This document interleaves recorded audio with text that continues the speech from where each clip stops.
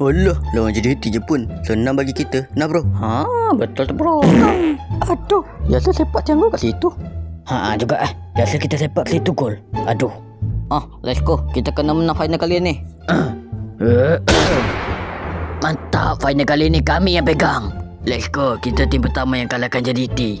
Prit, gol sabar tidak sah. Jadi diberikan untuk JDT 1-0. Mantap. Baru tahu Arif Aiman jadi pengadil. Kalau tolak sepak bola baik sepak ni. Aduh.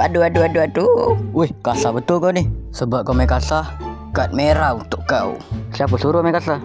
Lah, aku dapat kad merah. Mantap Arif, tak sia-sia aku percaya pada kau.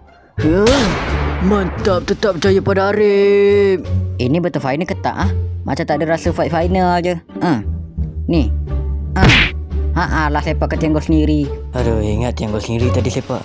Let's go, sekali je lah kita bantai-bantai. Let's go, gol. Boleh juga rupanya aku skor. Tak apalah, sekali je lah tutup game 5 gol.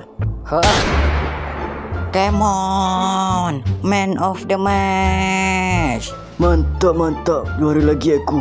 Makan besar pula tu. Okey, ready. 1, 2, 3. Champion. Champion tu. Jom aku booking hotel. Asal booking hotel pula oi.